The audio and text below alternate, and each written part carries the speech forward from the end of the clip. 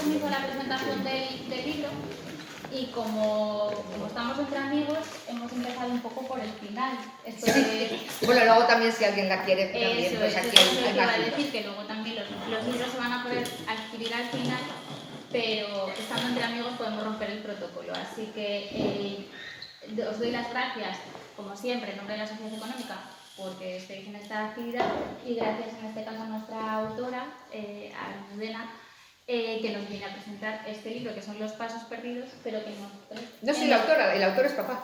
Yo no sé recopilador. Lo sé, pero en este caso lo bonito es que el título son Los Pasos Perdidos, pero nos hemos encontrado con la Sociedad Económica y contigo, nos hemos encontrado para agradecerte que nos hayas escogido a nosotros para presentar este Es un honor. Y qué bonito es cuando se homenajea a un padre con los ojos de una hija, ¿no? Entonces yo voy a ser muy breve porque ya le doy la palabra a Juan, que es la que va a dar la presentación a nuestra autora. Pues muchas gracias, Silvia, presidenta, como siempre. Voy a contarles muy brevemente cómo está aquí, por qué Almudena Paso. Almudena Paso contactó con nosotros, no directamente, sino a través de otra de las sociedades económicas de amigos del país,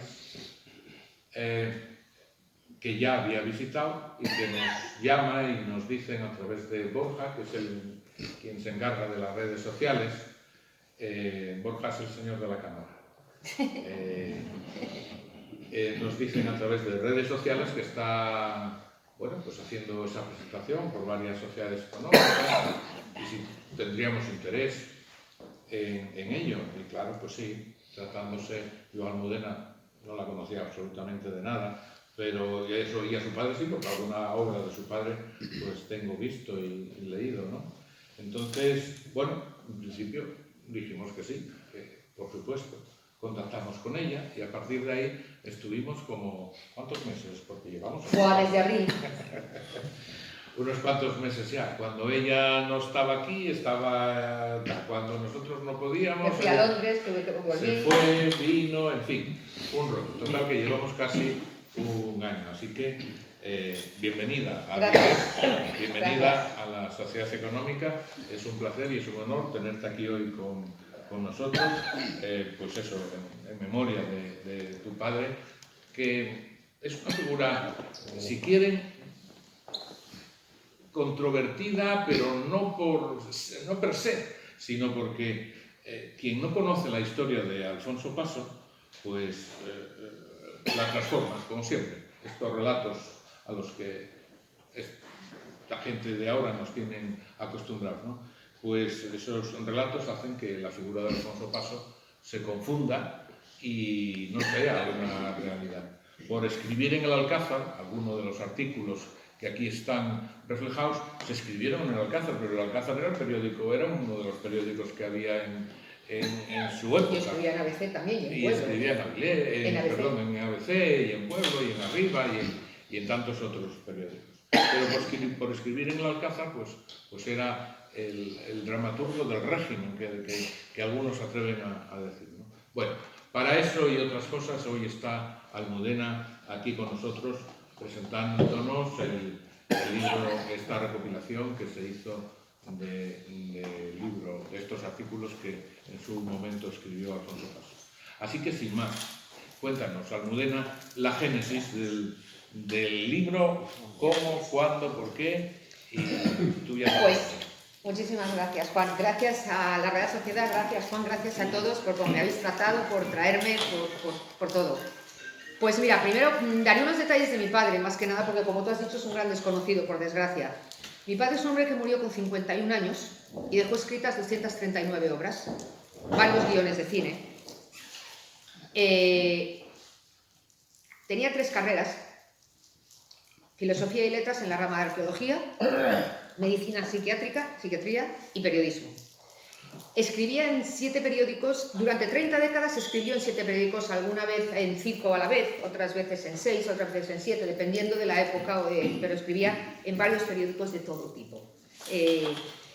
Tiene varios récords, es el único autor del mundo, no de España, sino del mundo, que ha tenido 7 obras en cartel a la vez en la misma ciudad, en Madrid. Esto sucedió en el año 68. En otras ocasiones ha tenido 5, 6 o 4, pero en el año 68 llegó al récord de 7.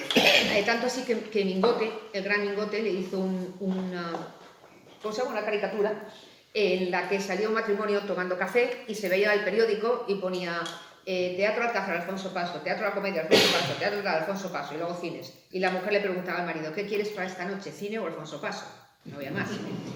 Mi padre estrenó en todos los teatros de España, excepto en el Real, porque estaba en obras. El Real estuvo en obras durante mucho tiempo, entonces también se sacó otro chiste. Decían que Paso iba a estrenar eventualmente en todos los teatros de España, menos en el Real, y es porque como estaba en obras había un cartel delante que ponía prohibido el paso. Entonces jugaban con eso. Y efectivamente nunca estrenó en el Real, ha sido lo único que le ha faltado. Y tiene el récord de permanencia de más tiempo de una obra en cartel. Enseñaron Sinvergüenza, que muchos la recordaréis, con el gran Pepe Rubio. Estuvo 25 años.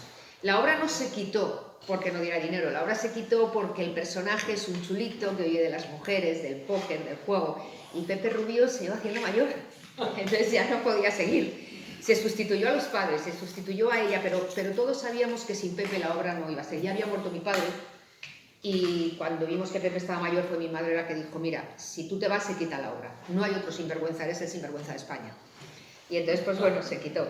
Y solo le ha superado a Agatha Christie, con La ratonera, que lleva 70 años en Londres.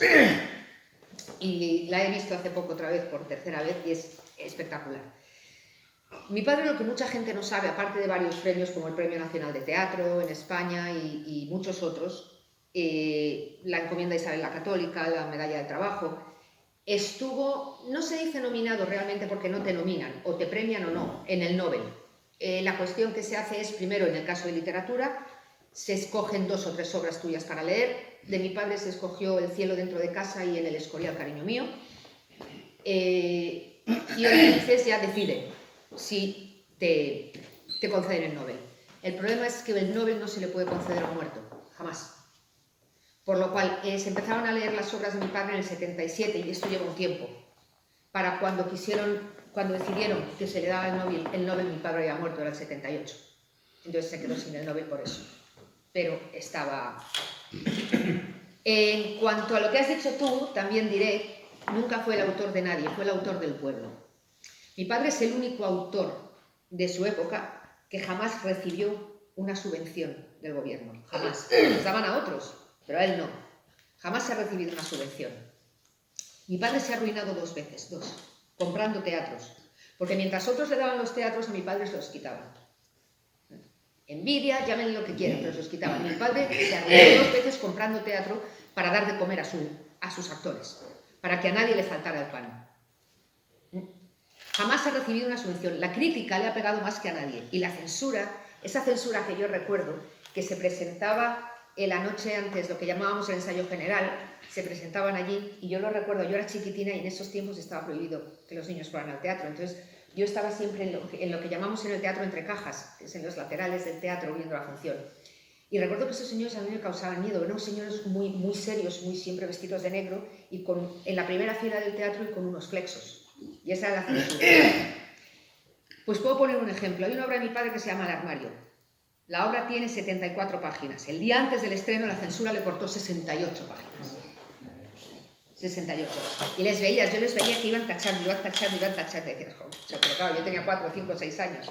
La tuvo que reescribir en una noche para que pudieran comer su gente. ¿No sabéis cuántos actores han venido a mi casa y eso lo recuerdo? Por favor, señor Paso, que necesito comer. Y mi padre decía, vente pasado mañana que te escribo una obra. Y en un par de días se escribía la obra, simplemente para dar de comer a su gente, para que no le faltara a nadie. Muchos no solo han agradecido, otros sí. Entonces, por eso, usted puede ser un asesino, que es una obra muy divertida, que habéis visto muchos, en la que matan a uno y lo meten en un baúl y todo eso, que la estrenó el gran Alberto Closas. La noche antes también la tuvo que reescribir, porque la censura prohibía que un matrimonio mandara a las mujeres al chalet de la sierra y llamaran a 2 amiguitas para para pasar la noche. Entonces, como en España eso no pasaba, entonces se la cortó la censura y le dijo que no la estrenaba, por lo cual lo que hizo fue meterla en Francia. En una noche estuvo cambiando todo para ponerla en Francia. Y así se hizo.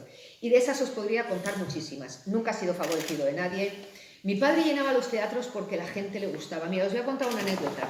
Podría contar 1000, pero no quiero aburriros, os contaré 2 o 3.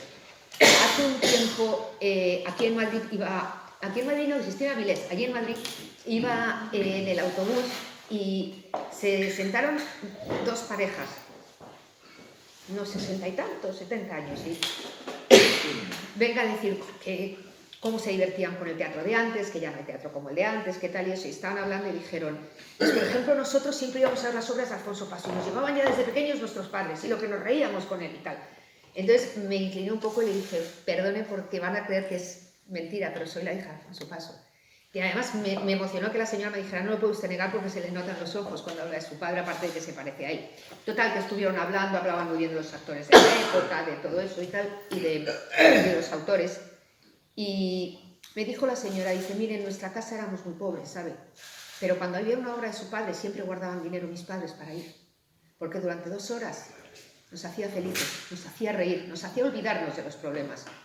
Y eso es lo importante.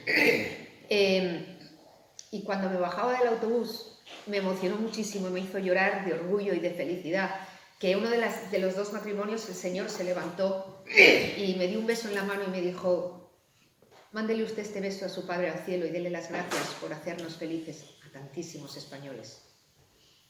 Y pensé, joder, qué bonito, qué bonito, qué bonito que haya creado eso. Hace un tiempo estuve en Viena. Yo voy a todos los estrenos de mi padre que puedo, voy. Si no son muy lejos o puedo o no estoy trabajando, lo que sea.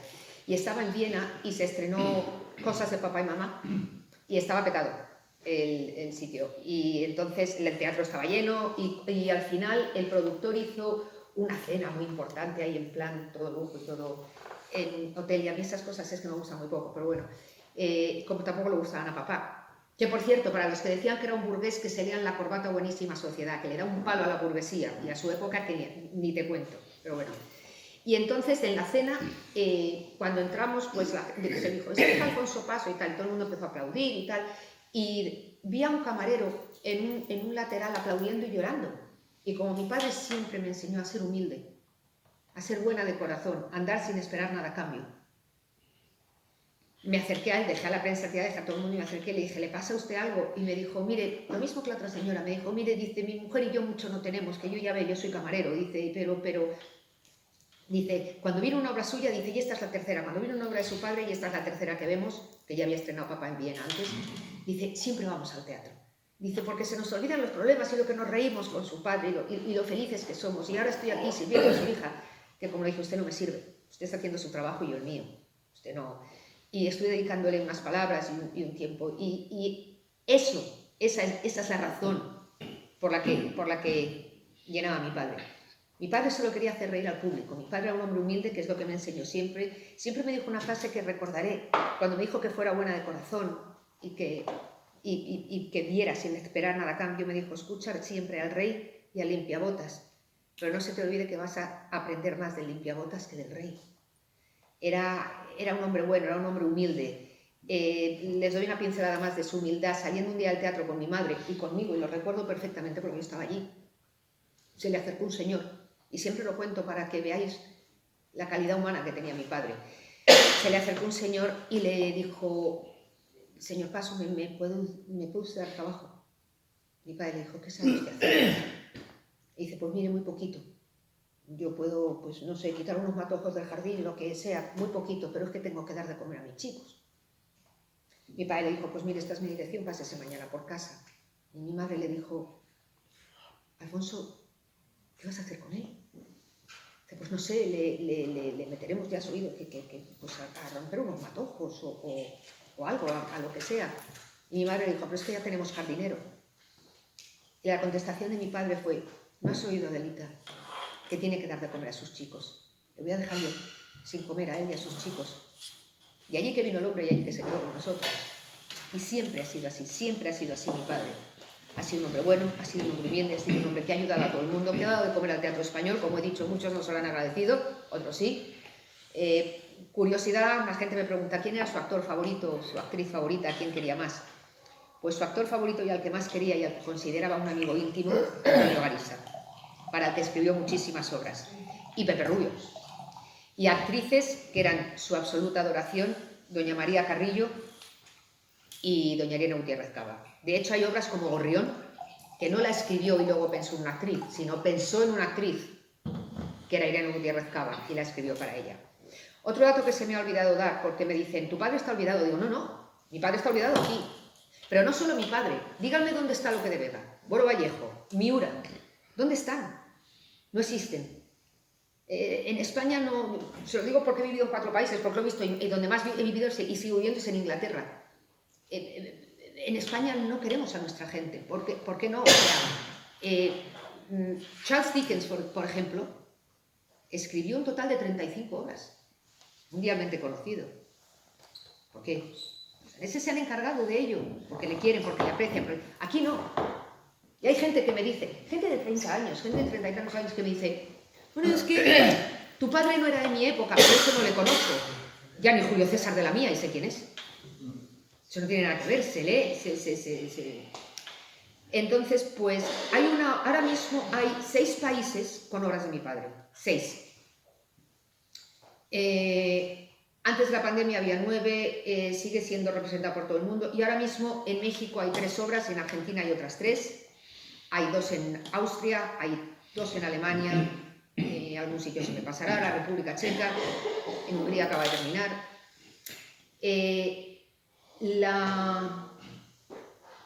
Hay una serie en México, hay una serie de televisión que se llama Una familia de 10, está basada en la obra de mi padre, El casado casa quiere. Lleva 13 años en Televisa, van haciendo temporadas, vamos por la temporada 13, sí, llevan 13 años. Esta serie es la más vista de la historia de Televisa, excepto aquel famoso Chavo del 8, que todos hemos visto alguna vez, el Chavo del 8 de los años 70, pues excepto el Chavo del 8, la serie más vista de Televisa en la historia de la televisión mexicana es Una familia de 10. Que sigue hoy en día y se pone todos los domingos por Televisa y bueno, y con el gran Jorge Ortiz de Pinedo, el actor y director y productor. Entonces, no, mi padre no está olvidado, en absoluto. La cuestión es que aquí está olvidado todo el mundo, como les he dicho, busquen un teatro donde se ponga Agüero, o donde se ponga Miura, o donde se ponga Lope. O Gatiel. ¿Quién le a Quevedo? ¿Quién le a Góngora? Es una pena, pero es que somos así, Entonces, pues bueno, hablando del libro, este libro no es idea mía, este libro es idea del prologuista, Juan Vicente Oltra, que es, yo siempre creí que yo era la persona que más sabía de mi padre, pues no, Juan Vicente Oltra, o sea, me ha superado, yo siempre pensé, mi madre y yo somos las personas que no sabemos, pues no, Juan Vicente Oltra. Lo sabe todo, entonces me dijo, hermana, ¿por qué no sacamos? Porque a tu padre se le conoce como autor de teatro, pero mucha gente le está olvidando como autor de libros, de artículos. El trabajo era difícil porque son miles y miles y miles y miles y miles de artículos. Entonces era como, ¿por dónde empezamos? Así que estuvimos 1 año y medio con este sí, este no, este sí, este no. Llamamos a Miguel Ángel Vázquez de la editorial Barbarroja y dijo, yo os lo saco. Entonces ya nos poníamos los 3, llega este sí y este no. A ambos les tengo que agradecer mucho. A Juan Vicente Oltra le tengo que agradecer mucho porque se ha convertido en alguien ya de la familia, casi. Le quiero mucho y me ha ayudado mucho y todo esto es gracias a él y a Miguel Ángel, por supuesto. Y entonces, pues bueno, al final hubo un momento en que le dije, mira Juan, hay que hacer una cosa. Lo que quiero es que se vea el lado humano de mi padre, que como autor ya le conocen. Lo que quiero es que se sepa el lado humano, que le conozcan como hombre, como ser humano, como padre. Y me dijo, ¿tienes alguno en especial, algún artículo? Y dije, bueno, hay una carpeta en casa que papá guardaba con los artículos que él prefería. Entonces de ahí podemos sacar algunos. Y entonces decidimos que había que elegir por lo mismo. No se puede hacer un libro de 500 páginas porque es un ladrillo que ni te va a comprar nadie y la gente se va a cansar. Entonces hay que hacer un libro y elegimos 70. Varios están en esa carpeta, estaban en esa carpeta de papá, la cual tengo en casa, y varios pues fue añadiendo. Pero fueron horas de hemerotecas, de Yo tengo algunos de los artículos originales, pero no todos, porque se han ido llevando a bibliotecas, se han ido llevando a todos sitios. Entonces, pues bueno, fue un trabajo de lobos, pero que mereció la pena. Y el libro es muy variado, es muy fácil de leer. Tiene 7 artículos de humor al principio, que fue idea de Juan, que pertenecen a una revista que se llama Cancán, en la que papá escribió, pero solo escribió 7 artículos. Y Juan me dijo, vamos a meter los 7. Los metemos y son de humor. El resto son muy variados. Hay artículos de historia, hay artículos de personajes famosos, hay artículos sobre, por ejemplo, Juana I de Castilla, la llamada la loca, sobre Popea, la mujer de Nerón. El que tú has dicho antes, Carta a Miguel, una carta a Miguel de Cervantes. Hay una supuesta entrevista de papá a Lope. Hay 2 artículos dedicados a mí, me dedicó 9, pero metimos solo 2, tampoco quería ser yo el... por la manera de levantarte, que es el que me dedicó el día de mi primera comunión, es el que me ha marcado la vida. Creo que son las palabras y las frases más bonitas que un padre puede dedicar a una hija. Y me ha marcado la vida y me ha hecho lo que soy. Hay artículos, por ejemplo, a mí hay uno que me gusta mucho que se llama Lo poco que necesito. Papá tenía gran devoción por San Francisco de Asís. Entonces empezó el artículo usando esa frase del pobrelo de Asís que decía: yo necesito muy poco y lo poco que necesito, lo necesito muy poco. Hay otro artículo, hay uno que a mí me llega al alma porque, claro, me toca a mi familia. Mi abuelo, Antonio Paso, era autor de Zarzuela y Revista y era el íntimo amigo de Muñoz Seca. Y como todos probablemente sabéis, a Muñoz Seca le asesinaron durante la guerra. Cuando entró en la cárcel de San Antón, en Madrid, mi abuelo fue a verle varias veces y en una de ellas se llevó a mi padre. Mi padre escribe este artículo que se llama ¿Quién mató a Muñoz Seca? Escribe este artículo como adulto, pero con la mirada de un niño, porque él cuando fue a la cárcel a ver a Muñoz Seca tenía 10 años. Primeramente le impresiona que un señor que ha comido tantas veces en su casa, o que él ha ido a casa de Muñoz Seca con mis abuelos, de pronto está en la cárcel por no hacer nada, no hay razón. Y a papá se le quedó una cosa clavada. Mi abuelo le preguntó: ¿quieres algo? Porque voy a ir a tu casa. ¿Quieres que te traiga algo? Y Muñoz Seca le dijo: unos calcetines porque aquí hace muchísimo frío. Y mi abuelo se quitó los suyos y se los dio. Y eso a mi padre se le quedó marcado y el artículo realmente emociona.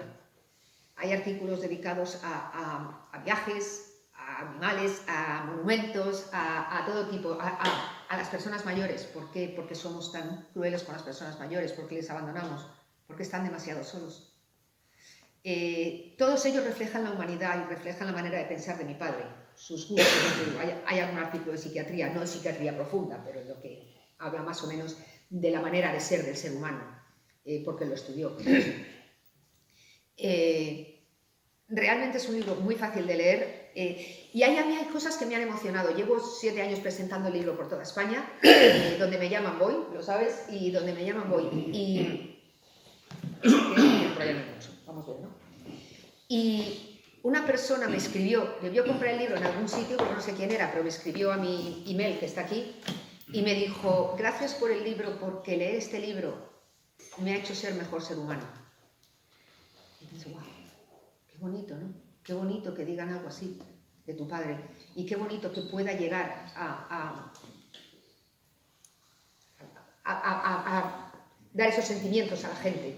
Entonces, pues bueno, y quiero contar otra anécdota, porque eso lo cuento siempre por ustedes, estoy haciendo charlas en colegios y en universidades, porque como no era de mi época, no lo estudiaba, pues esa gente de eso, pues entonces para que los niños sepan. Y hay muchos niños que a final de curso están haciendo obras de mi padre. Y hace poco estuve en un colegio y una niña de 13 años me dijo: si tú tenías 13 años cuando murió tu padre, ¿cómo te acuerdas tanto de tantas anécdotas, de tantas cosas? Bueno, pues muchas me acuerdo, sí, pero otras me acuerdo de ellas por una razón. Mi padre escribía de noche. Tenía un horario muy raro. Empezaba a escribir a las 12, 12 y media de la noche, o un poco más tarde si íbamos a los teatros, que íbamos mucho, hasta las 7 de la mañana o por ahí. A esa hora desayunaba, se iba a la cama, leía prensa y periódicos durante 1 hora, hora y pico, y se dormía hasta las 4 de la tarde. Mi madre se adaptó, por supuesto, a su horario, porque si no, no se verían. Y lo último que este bendito hombre hacía todas las noches, antes de acostarse,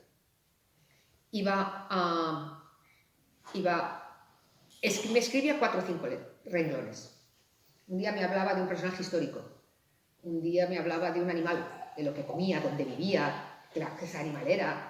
Otro día me contaba una broma, otro día me regañaba a lo mejor de buena manera si me había apartado mal. Nunca me puso la mano encima, nunca me gritó. No le oí gritar nunca a nadie. Otro día me gastaba bromas. Y otro día también me recordaba cosas que habíamos hecho juntos. Si habíamos ido a zoo, a cine, a todo eso. Entonces me lo dejaba en la mesilla de noche. Cuando yo me levantaba, lo primero que yo veía y lo primero que yo leía era eso. Esa notita. Esto fue desde el día que nací hasta unos pocos días de antes de irse a Londres a intentar que le curaran. Por supuesto, cuando yo era chiquitina y tenía meses y un año y todo eso, yo ni me enteraba. Pero mi bendita madre los guardó. Vale, y entonces tengo en casa una caja así de grande con todas esas notitas, esos papeles. Entonces, de vez en cuando, aunque me da pena porque se me caen las lágrimas, porque me emociona, de vez en cuando me cojo 10 o 12 y los leo y digo, es verdad, este es el día que... El otro día estaba recordando una que fuimos al cine a ver la Guerra de las Galaxias con mi madre y a mi padre cada vez que salía Chihuahua, el peludo, entraba la risa. Y entonces tenía una risa muy contagiosa y dije, nos echan del cine, porque a oscuras nadie veía que era Alfonso Paso, entonces yo decía, de aquí nos echan. Y recuerdo el papá, por favor, papá. Y eso, pues, por ejemplo, a lo mejor se me hubiera olvidado, pero lo tengo escrito. Entonces, pues, yo siempre se lo digo a la gente que acude a mis presentaciones, a vuestros hijos, a vuestros nietos, escribirles una notita todas las noches, porque un día ustedes no van a estar como ahora no está mi padre, y eso les va a hacer recordar todos los momentos que vivieron juntos, y todas las cosas felices que vivieron juntos por los siglos, porque yo hay algunas que sí me acuerdo, que leo las cartas y digo, anda, es verdad, me acuerdo de este día, pero hay algunas que digo, anda, no me acuerdo. O incluso algunas de cuando tenía 1 o 2 años, que yo no sabía lo que pasaba porque no tienes razón de ser a esa edad. Y digo, mira qué cosa más bonita hizo mi padre por mí, cuando tenía 1 añito, o 2. Entonces, es una cosa que siempre digo, y no quiero cansar más, y no quiero molestar más, y no quiero... sí, les voy a contar una cosa. Hace poco le hicieron un homenaje, a los 40 años de su muerte, le hicieron un homenaje en el Escorial. Nosotros vivimos en San Lorenzo del Escorial 8 años. Y una cosa muy bonita, había 250 personas, aquello estaba petado. Y cuando salí había un señor mayor que me dio un abrazo y un beso y tal, y me dijo, que había estado en la presentación, y me dijo, lo que le debe su padre, perdón, el Escorial a su padre ha puesto el Escorial en el mundo. Y le dije, pues miren, el Escorial en el mundo lo ha puesto el monasterio que tenemos ahí detrás y Felipe II. Y papá siempre en las obras hay un actor, o sea, hay un personaje que va o viene del Escorial, o van a cenar al Escorial, o es del Escorial. En los artículos siempre hay algo del Escorial, vamos a contar mentiras, se van a ir al Escorial. Entonces, siempre. Hay una obra que se llama En el Escorial, cariño mío, y nuestro primer perro se llamó Escorial. Entonces, este señor me dijo, sí, claro, el monasterio y todo eso, uy, trae turistas y nos ponen los libros y uy, eso es muy importante y somos famosos ahí. Pero su padre con sus artículos, con sus obras y con todo eso, con eso ha descrito a nosotros, la gente del Escorial, sus plazas, sus olores, sus restaurantes, sus calles, cómo somos. Y eso, señora, eso no lo puede superar ningún monasterio ni ningún rey. Porque los libros de historia no hablan de nosotros, hablan del rey. Su padre habla de nosotros. Entonces, me acuerdo que entré en un restaurante a poner uno de los... se me va el español porque llevo muchísimos años en Inglaterra, perdón, un panfleto, como se llame, de la presentación, del homenaje. Y entonces me dice el camarero, que era un señor mayor, no, es que no dejamos poner publicidad, aquí no... Y le digo, bueno, no es publicidad, no intento vender nada, se va a hacer un homenaje a mi padre, Alfonso Paso, y dice, ¡a don Alfonso! ¡Hombre, a don Alfonso! Tráeme hasta aquí que le pongo el cartel. Le querían mucho. La gente le quería. Lo he visto. Cómo pasaban por la calle y le paraban y le abrazaban. Desde el sereno hasta quien fuera. La gente por la calle le decía, don Alfonso, gracias, que he ido a ver su obra y me he reído mucho. Y para terminar, nada más deciros que el porqué de comprar el libro, porque la gente se puede creer que yo hago dinero en el libro. Yo no hago un duro. Yo pago mis costos en esto, yo voy donde sea, yo no hago dinero. Lo que quiero llevar es el libro por toda España, porque quiero que la gente sepa el gran ser humano que era mi padre, el gran hombre que era mi padre, lo bueno que era como hombre, como ser humano, como padre, y queda reflejado en el libro. Todos esos artículos, y además es fácil de leer porque son artículos. Un día se lee 1, 3, otro día 2, otro día 1. No es un libro que tengas que seguir de continuo. Y quiero que todo el mundo sepa la gran persona que era mi padre, el gran ser humano que era mi padre, y no quiero que le olvide. Y os quiero pedir, por favor, no solo que compréis el libro, sino también que le habléis a todo el mundo de mi padre, Y podéis decir, yo he escuchado a su hija y he oído anécdotas vividas con ella. Y sabemos, el gran ser humano, que mi padre no caiga en el olvido. Yo estoy haciendo todo lo que puedo, por supuesto, pero yo sola no puedo, sin la ayuda de toda la gente, hablar del libro, hablar de él. Que mi padre no caiga en el olvido, que su nombre no caiga en el olvido porque no le merece. Porque él además ha llevado el nombre de España por todas partes. Y adoraba España y se sentía español como nadie. Y hay gente que me dice, qué buena hija eres. Y digo, no, yo solo hago lo que él merece. Y cierro ya con algo que no es una coletilla ni es una cosa que tenga por decir. Lo digo porque me sale del alma y porque es la verdad. Mi padre es mi ejemplo, mi padre es mi héroe, mi padre es lo mejor que me ha pasado en la vida. Y así me diera Dios 1000 años de vida, no serían suficientes para devolverle todo lo que hizo por mí, su sacrificio, su amor, cada momento que pasó conmigo, nuestros viajes juntos, cada beso, cada abrazo, lo que me enseñó, cómo me educó, todo, no sería suficiente. Él es la persona que más me ha querido y no importa quién esté en mi vida antes o después, a nadie voy a querer yo como quiero a mi padre, porque es el ángel que me cuida desde el cielo y es la mano que me guía desde el cielo. Y por eso quiero que todo el mundo sepa lo bueno que era y que todo el mundo compre el libro y por Dios, por favor, hablar a todo el mundo de mi padre, llevar el libro a todas partes, decirle a todo el mundo el gran hombre que era Alfonso Paso. Y ya no me enrollo más. Muchas gracias.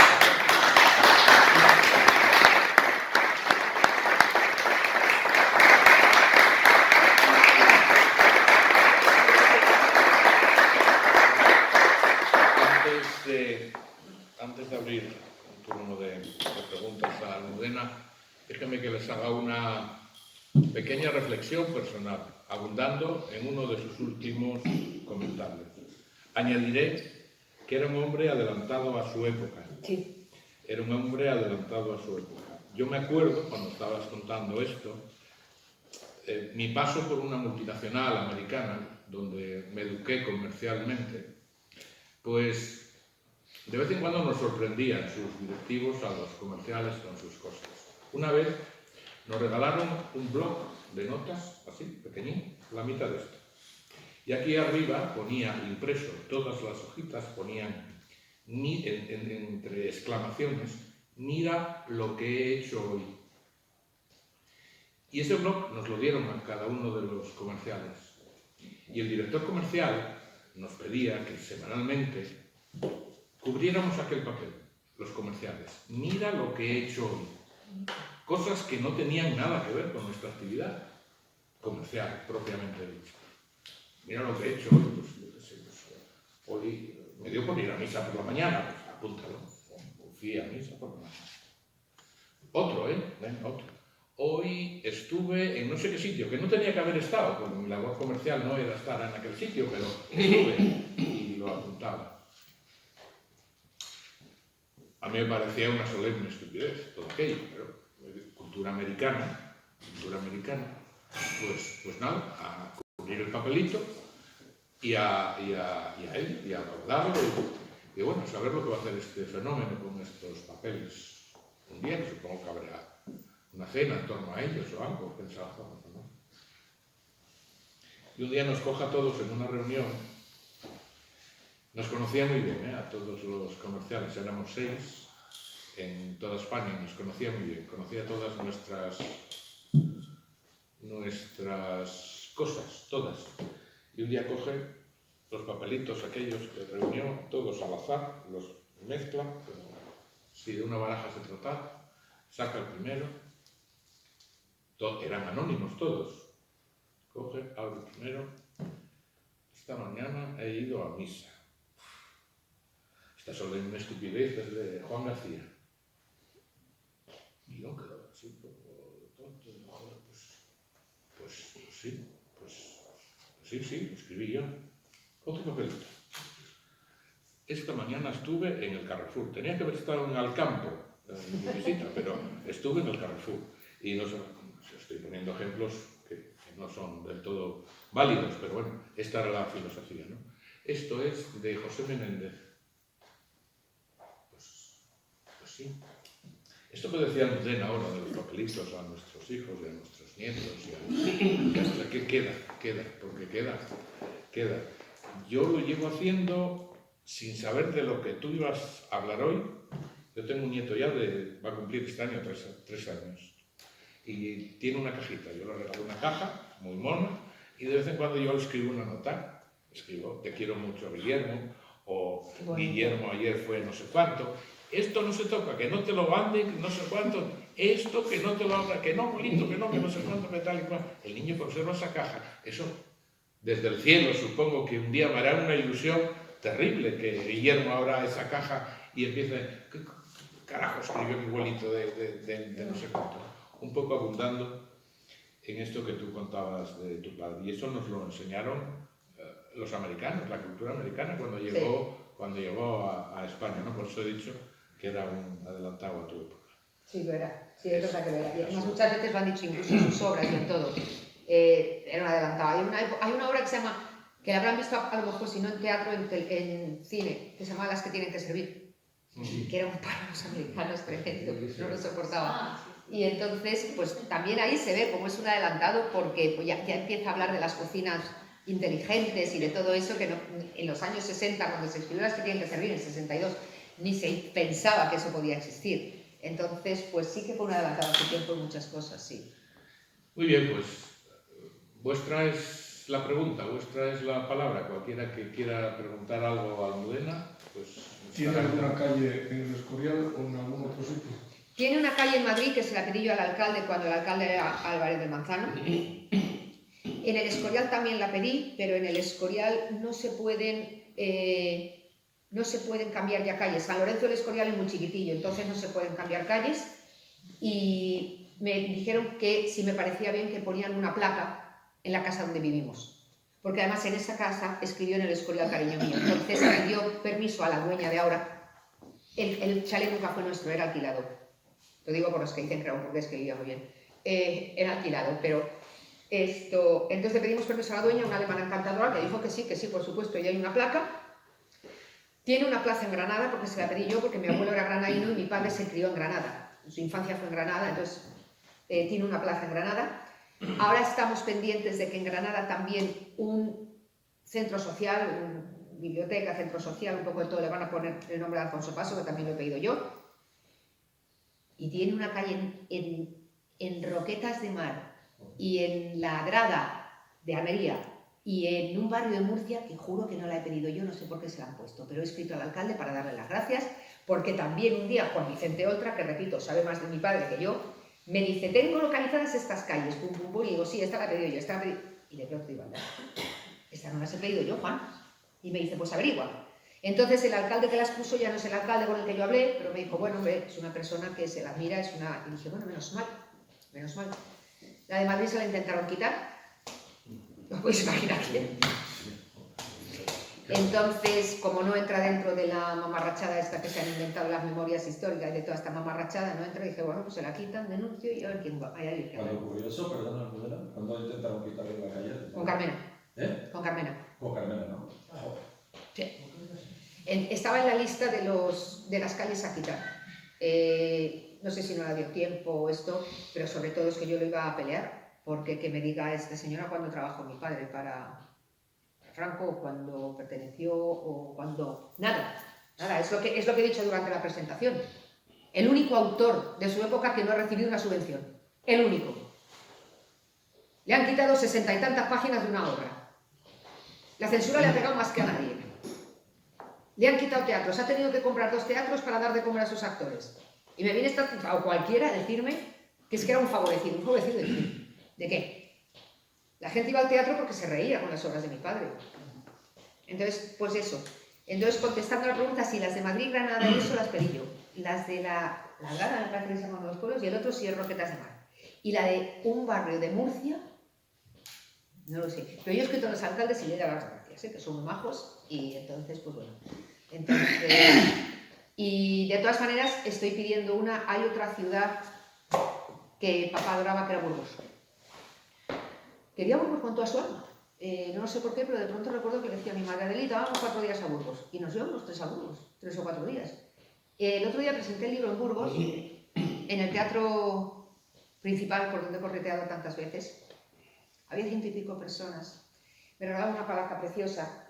Y lo que más me emocionó es que la placa, la que me regalaron, era una foto de papá en mármol y ponía el hombre que amaba Burgos. Entonces, cuando la gente se me empezó a acercar y a decir, oh, es que tu padre en Burgos y tal, pensé, mañana escribo al alcalde, le pongo una calle. O sea, es que yo no me callo. Mañana escribo al alcalde, mañana escribo a la biblioteca municipal, mañana escribo donde sea. Para una calle, para una plaza, para un homenaje, para lo que sea. Y Paso sigue vendiendo. El otro día cuando presenté el libro en Murcia, lo presenté en el Teatro Romea. ¿Vale? Primero se presentó el libro en el Salón de los Espejos y después hicimos una obra, Vamos a contar mentiras, una compañía, ellos se llaman amateur, pero yo diría que son mucho mejor que amateur. La verdad es que eran fabulosos. Y entonces pues presentamos el libro y luego se hizo la función.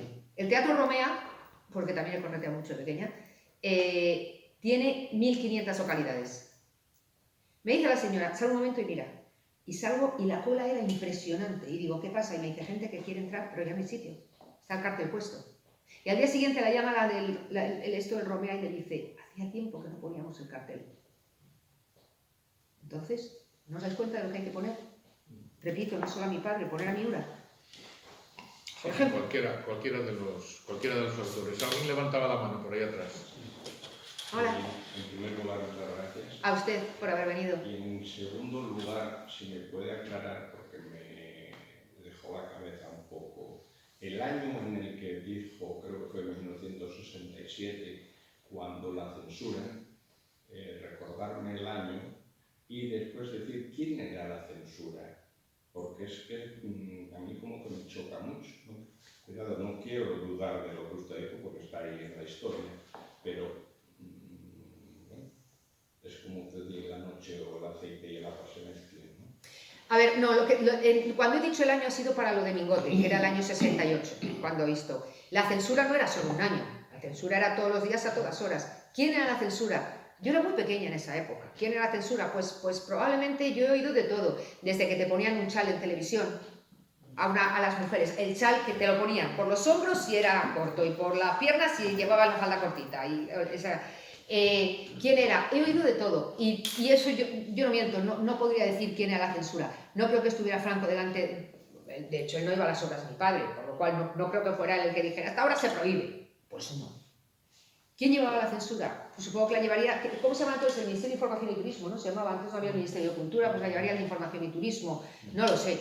Pero existía, pero además eso puedo decir que la he visto yo. Existía y la he visto yo y además a mí como niña me asustaban. Eran todos de negro, es que me acuerdo de la mesa que ponían en la primera fila. La línea más o menos de su padre, que para descanse, diríamos que era una línea más o menos recta, ¿no? Aunque tuviese una queda.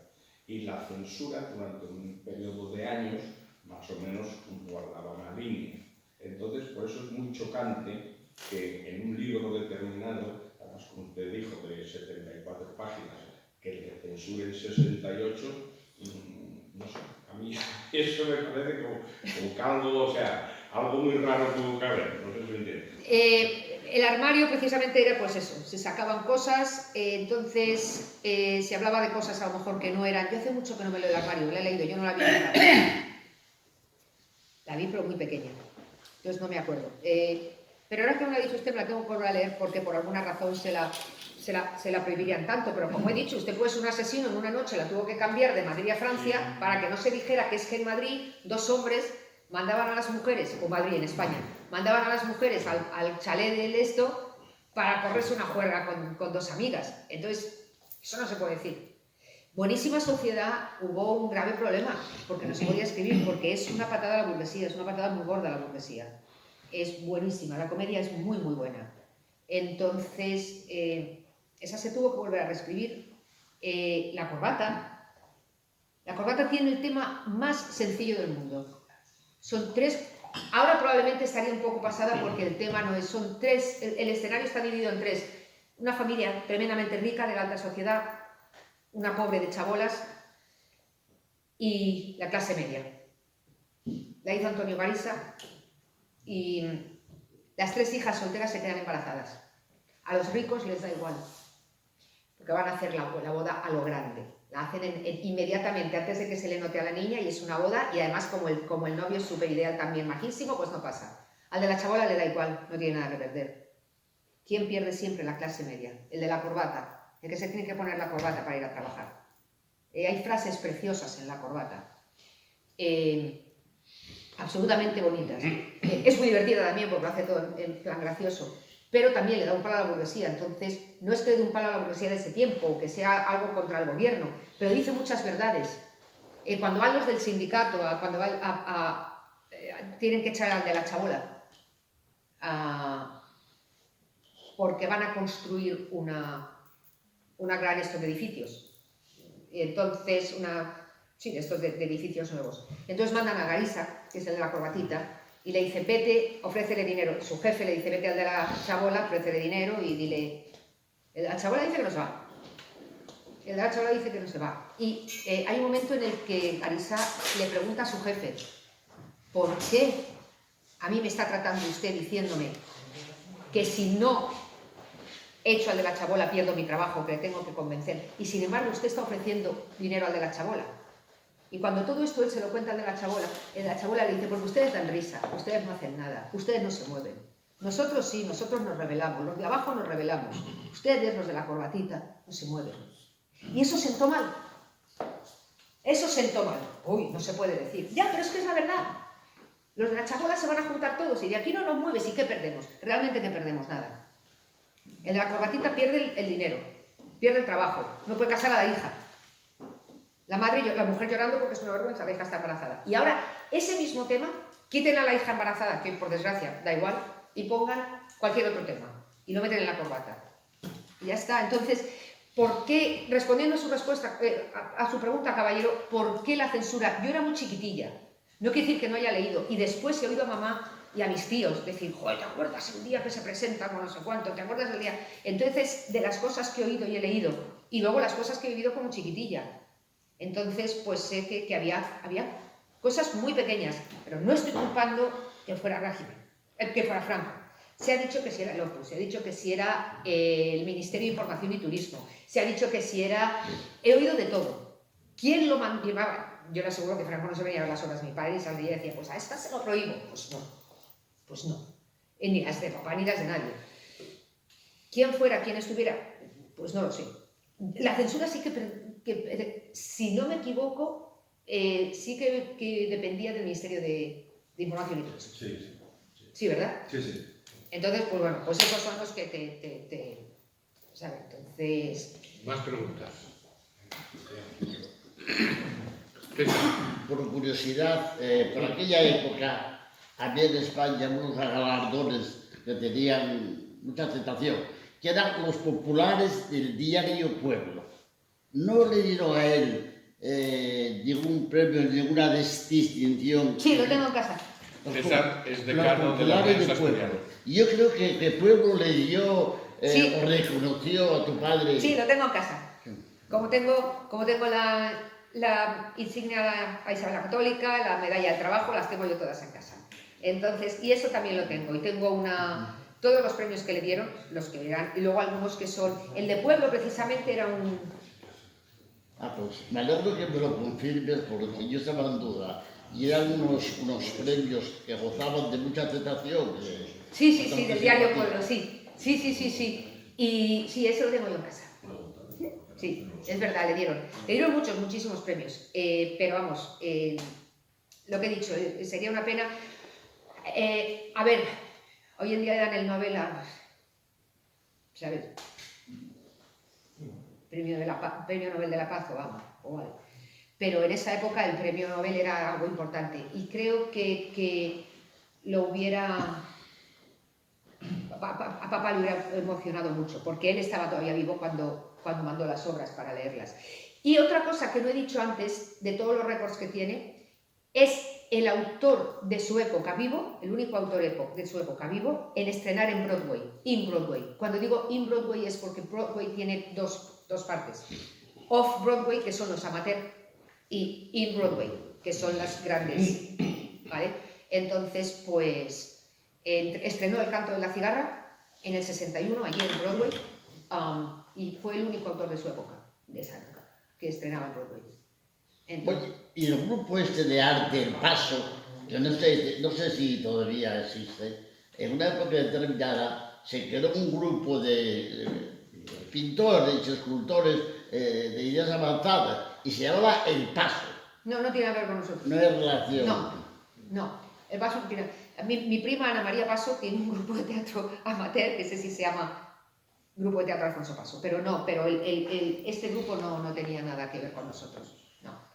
De hecho, Paso además somos los únicos.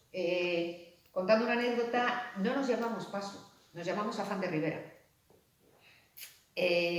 Mi abuelo, cuando empezó a escribir revistas y zarzuelas, decía que Afán de Rivera era muy diabólico. Entonces, pues, tengo en casa la copia, no el original, pero tengo una foto del periódico en el que mi abuelo le pide al rey, Alfonso XIII, que entonces tenía que autorizarlo, el poderse cambiar el apellido por Paso. ¿Por qué Paso? Porque tenía un tío abuelo de hace muchísimos años lejano que se llamaba Paso, y esa parte de la familia desapareció. Entonces mi abuelo, para hacerle un homenaje, dijo Paso, Antonio Paso, y entonces se puso el Paso. Y somos, la generación de mi abuelo es la primera, entonces cuando yo voy a Granada, la mitad de la familia es Afán de Rivera y la mitad de la familia es Paso, porque los hermanos de mi abuelo no se cambiaron el apellido. Por lo cual, la mitad son Afán de Rivera y la mitad somos Paso. Pero somos Paso legalmente, no somos Afán de Rivera porque se lo concedió Alfonso XIII. Por lo cual, cuando nació mi padre ya era Paso. Entonces, pues bueno. ¿Alguna pregunta más para ir finalizando? Yo solo comentar una anécdota de cuando, como decíamos aquí en Asturias, cuando era Ulvaje, cuando era un chaval, pues yo me acuerdo que en mi casa, en la televisión lógicamente en blanco y negro, pues cuando ponían una obra de su padre, es que aquello era, oye, no, que hay una obra de Alfonso Paz, no, que tenemos que verla, venga, vamos ya, que empieza, que va a empezar. Eso ya por un lado, eso me acuerdo como, y yo claro, era muy niño también, claro. Y por eso cuando murió tu padre, tenía yo, murió en el 78, ¿no? El 78. 14 años tenía, Está bien, tengo 60 ahora. Y resulta que, bueno, era todo un acontecimiento, eso sí que me acuerdo perfectamente. Y luego en el tema, haciendo el hilo de que preguntaba este caballero, el tema de la censura, sí que es verdad que había censura, no es la censura de ahora tan agobiante y tan bestial. Es que la de ahora tiene mucho menos sentido, claro. No, por eso mismo, no es la censura que tenemos ahora, que te cierran una cuenta de Facebook por nada, o que te cierran cualquier red social por nada que publiques o digas, o te sale Neutral, o te sale las agencias de desinformación. Menos a Íñigo Errejón. Efectivamente. Entonces, sí que había censura que muy probablemente, dependía mucho del Ministerio de Información y Turismo de la época, Manuel Fraga y Ibarra estaba entre ellos. Sí. Y luego recuerdo a mi padre también, que mi padre no era sospechoso de ser antifranquista, ni antirrégimen, ni nada. Me acuerdo que leía ese periódico famoso, de aquella revista que se llamaba La Codorniz. Sí, mi papá ha escrito en La Codorniz. Que también escribió tu padre. Y mi padre, me acuerdo que era muy chaval, mi padre era capitán de la mercante, y en un viaje que estaba haciendo yo con mi padre, pues resulta que estaba leyendo La Codorniz. Y resulta que me dije, ay, ¿qué lees y tal? Digo, déjame leer esto. No, bueno, que esto es un poco para mayores y tal. Digo, no, déjamelo. Y yo leía La Codorniz, o sea, sí. Y sí que me decía que a veces que sí que tenían censura. La revista La Codorniz. Varias ocasiones, ¿no? Y bueno, ahora comentar eso, que sí, que había muchas familias, yo creo que el Opus Dei de la época tenía bastante importancia. Puede que fuera también. Pero, sí, yo al menos lo escuché, no tengo pruebas. Ahora que lo has nombrado, eso sí, decir, hay mucha gente que me dice, eso, los estudio uno, ¿cómo lo podríamos conseguir? Si se meten en radiotelevisionespañola.com, o sea, rtv.com, lo único que te hacen es que te hagas como miembro de la... Es una chorrada para controlarte, como nos están controlando ahora en todo. Entonces, lo único que tienes es que meter un email. Metes un email, un PIN, o sea, un password, como se llame, y ya eres. Y entonces ya te puedes ver, y están todas las obras de mi padre. Todas. Yo estuve no viendo, todas, porque a cosa de un mes aproximadamente estuve viendo yo en YouTube obras de tu padre. Claro. En abierto, o sea, en YouTube. Bueno, en abierto está Se puede ser un asesino, está Cuidado con las personas formales, están algunas. Pero si no, te haces de la televisión y tiene varias. Porque además, claro, la gente le reconoce más por eso, por Vamos a contar mentiras, donde matan a la criada, la meten debajo del sofá y la arrastran por todas partes y tal. Pero, por ejemplo, mi padre tiene una obra maravillosa que es El mejor mozo de España, que es un día en la vida de Lope de Vega. ¿Cómo? Perdón, el título. El mejor mozo de España, está en Estudio 1. Es un día en la vida de Lope de Vega. Hay obras tremendamente serias. Por ejemplo, mucha gente me pregunta, ¿cuál es tu obra favorita? 2 sin 3. Nadie la conoce. Son 3 personajes nada más. Es completamente seria. Pero es la carpintería teatral perfecta y es la mejor ejemplo de lo que es la psiquiatría. Es un matrimonio nada más. Hablando durante todo esto, cómo manipulando la mente humana puedes sacar a una persona que diga lo que realmente no quiere decir y está ocultando durante años. Lo va a decir. Lo va a decir no porque tú se lo preguntes directamente, sino porque te va a dar pistas ella. Entonces, es una obra brutal. Y yo, claro, pero cuando yo digo, ¿por qué no pone a alguien 2 sin 3? Y me dicen, no, vamos a contar mentiras porque la gente quiere reírse. Para escuchar un problema entre matrimonios no va la gente. Entonces, pues eso. ¿Alguna más? ¿Su familia es usted sola? Yo sí. ¿Tiene hermanas? Sí, yo soy sola.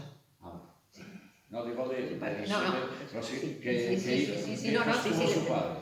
7, ¿no? No, le pregunto por su padre, que son 7. Ay, por cierto, ahora que digo eso, ahora hay mucha gente que... ¿Por cuántos hijos tuvo tu padre? 7, ¿no? ¿Cuántos hijos tuvo que...? A ver, de otro matrimonio, del único matrimonio mío, matrimonio mío, no, ya me he liado. Del matrimonio mío solo soy yo, o sea, de esto soy yo. Y antes de que se me olvide, que no quiero olvidarme, hay gente que me pregunta que por qué los pasos perdidos. Esto fue idea también de Juan Vicente Oltra, porque parecía que eran perdidos los artículos. Es un paso que no se conoce, es el paso perdido. Se sigue recordando por sus obras, pero no por sus... Agradecer la asistencia hoy aquí a la presentación de este libro.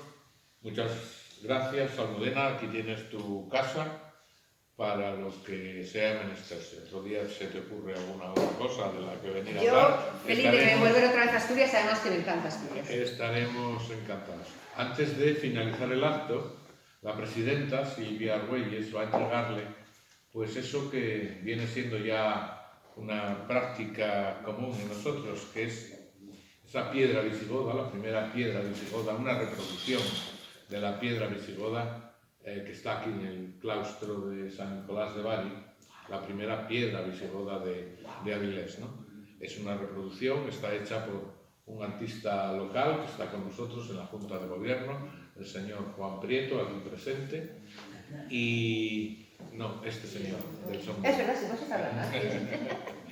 Este señor es el autor de la obra. Así que Silvia, cuando quieras. Bueno, ha sido, yo creo que coincidiremos todos, una maravilla escuchar a Almudena hablar con esa pasión de su padre.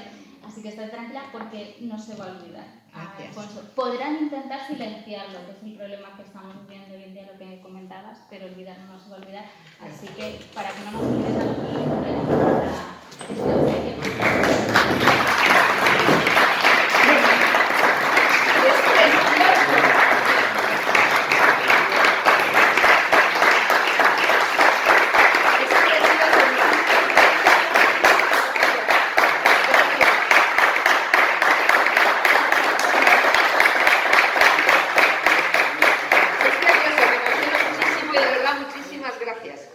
Lo sujeto, sí, lo sujeto.